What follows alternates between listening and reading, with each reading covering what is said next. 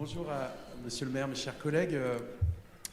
Du coup, je vais effectivement vous présenter non pas une, mais deux délibérations.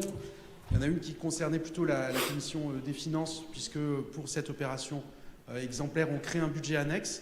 Je voudrais insister sur le fait que c'est un projet qu'on porte entièrement en régie. C'est extrêmement rare dans les projets d'aménagement. Et je voudrais du coup le souligner et saluer du coup en votre honneur à toutes et à tous, j'espère, la qualité du coup de l'engagement de nos services pour mener de tels projets. C'est la montée des eaux là qu'on voit qui fait Alors, que... je vais remettre effectivement, vous voyez monsieur le maire que peut-être un jour, du fait du réchauffement climatique, vous connaissez les îles d'Auvergne peut-être, du coup nous arriverons voilà, à un océan qui s'arrêterait de l'autre côté de la chaîne des Puys. Alors, d'abord, ce projet, il prend place dans un engagement très fort de la collectivité et de l'intercommunalité autour du coup, des quartiers nord de Clermont-Ferrand. Depuis des années, c'est une politique constante qui continue encore aujourd'hui. Alors, je ne vais pas citer tout ce qu'on a fait sur l'ensemble de ces quartiers nord, évidemment, mais peut-être mentionner la médiathèque Jack Ralite, puisqu'on vient du coup de la livrer et qu'elle est maintenant complètement fonctionnelle et déjà appréciée des habitants du quartier de Croix-Néra et plus largement de tout le bassin de lecture.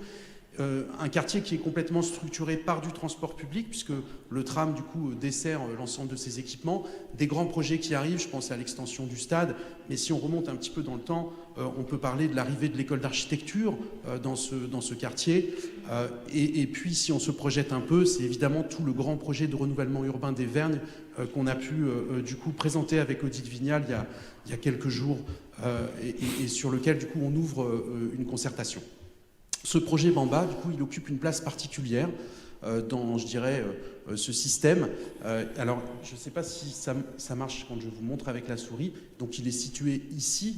Là, c'est à l'intérieur de l'écoquartier de Champratel. Et je dois dire que, puisqu'on est sur quelque chose de très innovant, que je vais essayer de vous présenter aujourd'hui, c'est évidemment l'idée que là, on a un laboratoire qui pourrait nous servir pour implémenter, pour transférer notre savoir-faire, nos manières de faire, peut-être ici, parce qu'on a des enjeux, et c'est ce qu'on a présenté avec Odile, de reconstitution de logements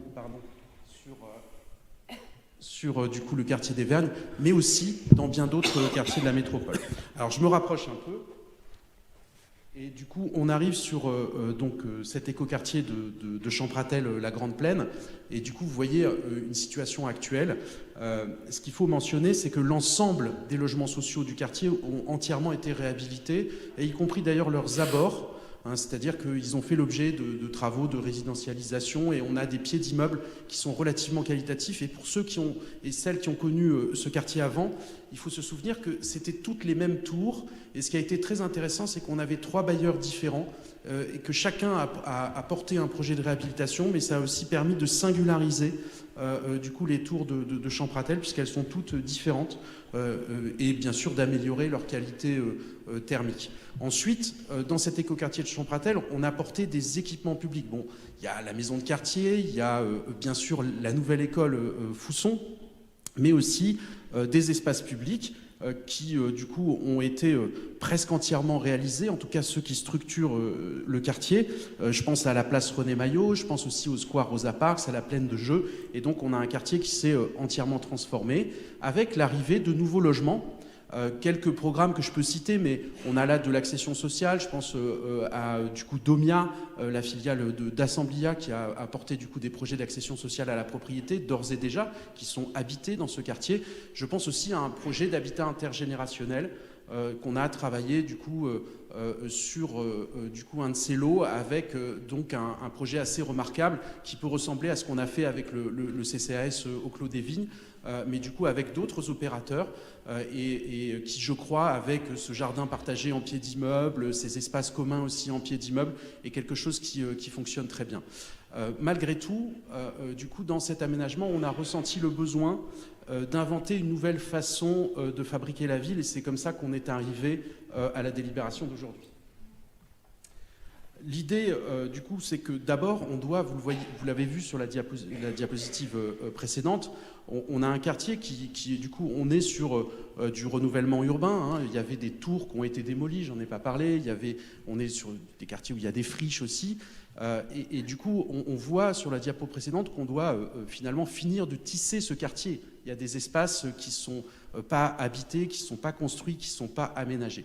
Qu'est-ce qu'on va faire du coup avec ces espaces-là et du coup, qu'est-ce qu'on va faire dans un contexte où la façon de faire habituelle a conduit du coup à des difficultés, et notamment parce qu'il est aujourd'hui difficile pour des habitantes et des habitants du territoire de se projeter sur de l'habitat collectif en accession à la propriété, c'est-à-dire d'acheter de l'habitat en collectif dans un quartier comme celui-là. Et du coup, partant de cette difficulté, on a cherché du coup à inventer un remède, à inventer une autre façon de faire. On arrive du coup à cette idée d'un lotissement dense sur lequel on puisse permettre aux habitants de trouver un terrain pour construire un habitat sur mesure et en même temps de garantir les principes du développement durable et notamment de ne pas gâcher ce foncier, même si on est en renouvellement urbain, et donc de ne pas produire des quartiers trop peu denses qui posent évidemment de grands problèmes dans un moment où structurellement, vous le savez, on doit arrêter d'étaler la ville, on doit protéger nos terres agricoles et nos espaces naturels. Et du coup, on avait l'occasion, à 5 minutes à pied du tram, du coup, de permettre ça aux habitants. Pour réussir ça, il faut réinventer complètement la façon d'aménager.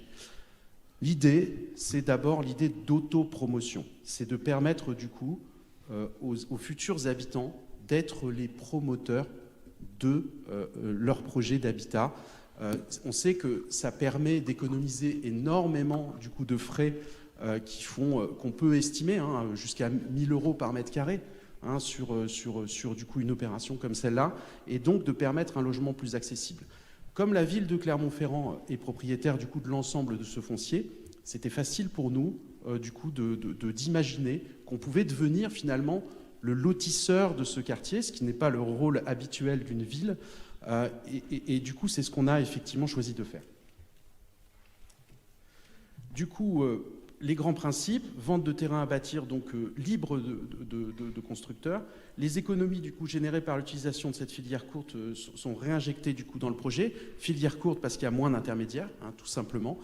Et un accompagnement du coup pas à pas des constructeurs pour rendre possible un lotissement dense. C'est-à-dire que ce qu'on vise, c'est évidemment de ne pas vendre des trop grandes parcelles, de favoriser par exemple des projets aussi d'habitat groupé. On pense par exemple à du béguinage, on pense à des projets d'habitat participatif.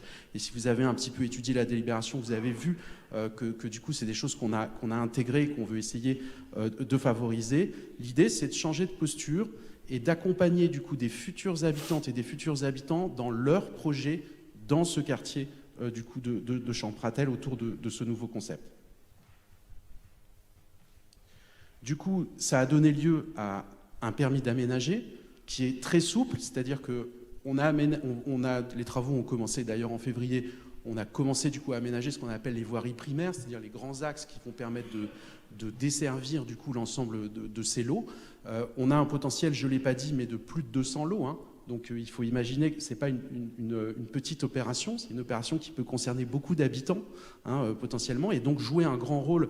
Et c'est un peu le cœur de nos préoccupations avec Odile, mais aussi avec Jean-Christophe Cervantes, dont je salue l'engagement sur ce projet, parce qu'il n'est pas là avec nous aujourd'hui, mais du coup il s'est beaucoup investi avec Odile et moi pour qu'on réussisse à travailler du coup un projet qui puisse fonctionner et qui respecte du coup nos grands principes, parce que c'est pas le rôle aussi habituel de la puissance publique que de porter un projet comme celui-là. Et du coup, donc, on arrive à projeter donc, quelque chose de l'ordre de 200 lots, mais ce permis d'aménager est très souple, puisque l'idée, c'est de ne pas figer les choses et de s'adapter aussi, puisqu'on va fonctionner par appel à manifestation d'intérêt, eh bien, aux futurs habitantes et habitants avec qui on va construire tout ça ensemble. Pour mettre du coup en œuvre, donc je le disais, on a commencé les travaux, et surtout on va lancer notre appel à porteurs du coup de projet au mois de juin. Donc ça sera un grand moment de communication autour du projet.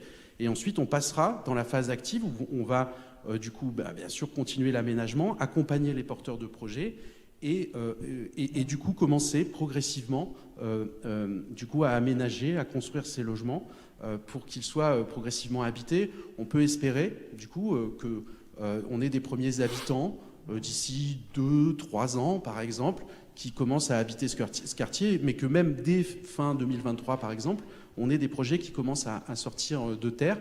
Donc on est bien aussi dans une opération du mandat. Un petit mot sur le budget.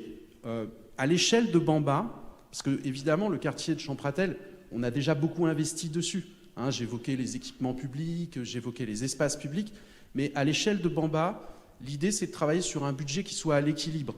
Et ce budget annexe, du coup, c'est ça qu'on vise, c'est que les investissements qui vont être faits par la collectivité, y compris l'accompagnement, et je vais en dire un mot, seront du coup amortis par le produit de la vente des terrains. Même si nous visions du coup une vente de terrain peu chère par rapport au marché, malgré tout, on cherche à démontrer qu'on peut faire une opération à l'équilibre. Et c'est extrêmement important parce que c'est une des conditions de la reproductibilité d'une opération comme celle-là. Un mot sur l'accompagnement, c'est la clé de la réussite d'un projet comme celui-là.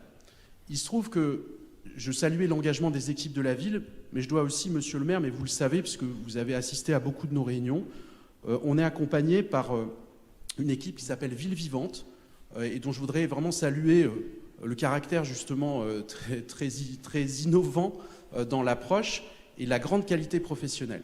Ce sont les gens qui, en France, ont porté du coup le BIMBI, ce qui vous explique l'acronyme aussi Bamba, qui a joué un grand rôle du coup dans la façon de repenser les questions d'aménagement dans ce pays. C'est ces projets, du coup, alors pardon pour l'acronyme anglais, ça veut dire Build in my backyard, c'est l'idée qu'on peut densifier les quartiers pavillonnaires sans leur faire violence, et que du coup c'est un des remèdes du coup, pour lutter contre l'étalement urbain. Et donc leur spécialité professionnelle qu'ils ont complètement inventée, c'est d'accompagner justement des habitantes et des habitants dans des projets et de les accompagner de manière à répondre à leurs enjeux à eux, mais aussi de répondre aux enjeux d'une collectivité qui pose des principes d'harmonie urbaine, de qualité écologique et environnementale du quartier. Et du coup, si vous voulez, pour qu'on n'ait pas un patchwork de bâtiments, de maisons qui poussent à Champratel et qui, du coup, perdraient en harmonie, il y a d'abord, du coup, le rôle énorme de cet accompagnement, du coup, des porteurs de projets. Il y a aussi le fait qu'on va très loin, par exemple, dans l'aménagement des clôtures, dans l'aménagement, du coup, des abords. Pourquoi est-ce que c'est, du coup, reconnu aujourd'hui nationalement, ce projet, puisqu'il a été, vous le savez, lauréat du coup de l'appel à manifestation d'intérêt démonstrateur de la ville durable. Je rappelle qu'il n'y en a que 9 en France, un seul dans la région Auvergne-Rhône-Alpes. Donc nous pouvons être fiers que ce soit à Champratel, dans nos quartiers populaires, qu'on fasse de l'excellence du coup et de l'innovation en matière d'urbanisme. Pourquoi du coup il est reconnu? Parce que c'est en fait le nœud gordien, c'est ce que cherchent en fait tous les aménageurs aujourd'hui. C'est-à-dire comment est-ce qu'on répond au désir de l'habitat individuel, au désir du coup d'avoir un espace extérieur, à la question sociale qui se pose et qui est de plus en plus forte, puisque nous savons que sur notre territoire, comme sur beaucoup de territoires, les gens partent de plus en plus loin pour trouver des terrains qui sont, plus on va loin, moins ils sont chers, mais plus on va loin et plus on est dépendant du pétrole.